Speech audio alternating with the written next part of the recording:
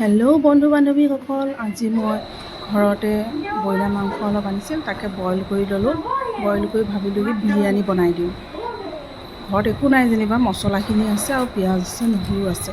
বাকী ধৰি লওক খিচমিচো দৰকাৰ হয়, নাই কাৰণে নিদিলোঁ। চিম্পলকৈ মই ধৰি লওক ঘৰতে বিৰিয়ানী বনাই খাইছোঁ। ভাতখিনি বহাই দিলোঁ কিনাৰতে পানী দি পেলাই, তাত অলপমান ঘি দি দিম আৰু পিছত আৰু ধৰি লওক আপোনালোকক দেখুৱাই দিছোঁ। চাওক তেনেকৈ চিম্পুল আপোনালোকে ঘৰতো বনাব পাৰিব। তেনেকৈ ঘৰত একো নাথাকিলেও নৰ্মেলকৈ বনাই খাব পাৰিব আপোনালোকে। মই পানীত অলপ ঘি দি দিছোঁ, তাৰমানে চাউলখিনি লাগি নধৰক বুলি। বিৰিয়ানী বনালেও তেনেকৈয়ে বনায়, যোনটো বাচমতি চাউলৰ সৈতে বনায়। মোৰ তাত এতিয়া বাচমতি চাউলটো নাই, নৰ্মেল মই আইজোং চাউলৰ সৈতে মই বনাবলগীয়া হৈছে। তাকে ভাবিলোঁ আইজোং চাউলটো যে লাগি নধৰে, তাৰমানে বস্তুটো আঠা যে সেইকাৰণে লাগি ধৰিব, সেইকাৰণে মই অলপ ঘি দি দিলোঁ। বাকী ৰিফাইনো আপোনালোকে দিব পাৰে, ৰিফাইনটো দিলেও ভাল, কিন্তু মিঠাতেল নিদিব, মিঠাতেলৰ গোন্ধ এটা বেলেগ ধৰণৰ আহে। মাংসখিনি বইল কৰি পেলাই থৈ পেলাই কেৰাহীত তেল দিলোঁ।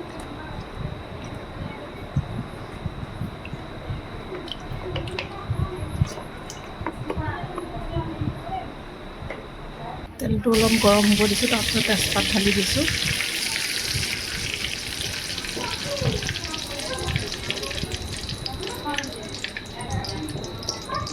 তেজপাত ঢালি পেলাই অলপ সময় তেজপাতটো কালাৰ হ'বলৈ দিম।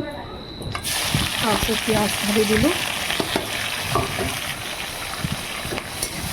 পিঁয়াজ ঢলাৰ পিছত পিঁয়াজটো পকালৈকে অলপ সময় ৰ'ম।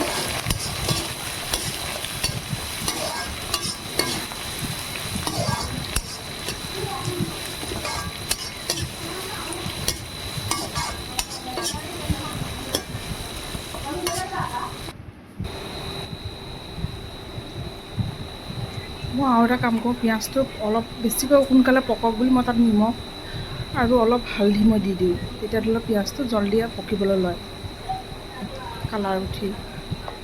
কিছুমানে নিদিবও পাৰে, মই কিন্তু দিওঁ তেনেকৈ তেলতে পিঁয়াজৰ লগত নিমখ আৰু হালধিটো দি দিওঁ, সোনকালে পকি যাওক বুলি বস্তুটো।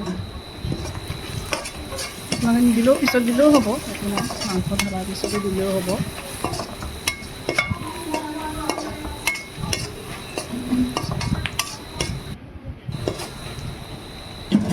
অলপ কালাৰটো উঠি যাব ন, তেতিয়া মাংসখিনি ঢালি দিব।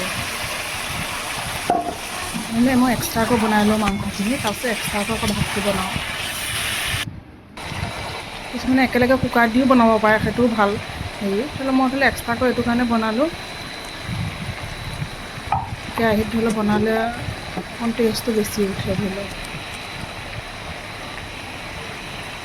চচত বনালে আৰু আপোনালোকে যদি পাৰে কুকাৰতো বনাব পাৰিব, একো নাই, মই কিন্তু চচত বনাওঁ আৰু।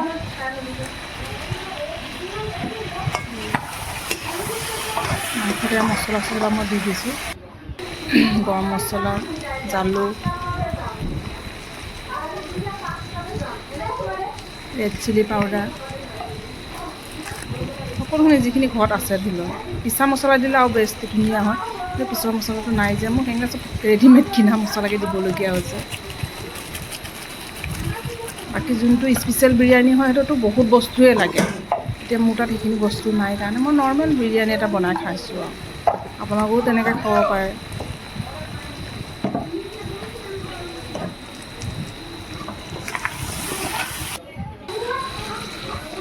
জালুক অলপ মই দি দিছোঁ।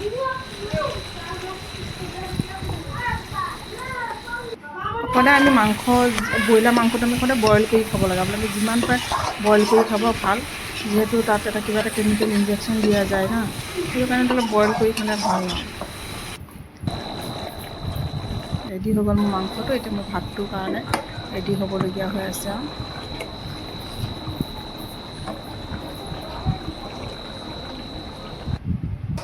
ভাতটো ৰেডি হৈ গ'ল, এতিয়া মই দুইটা বস্তুটো মিলাই দিলোঁ।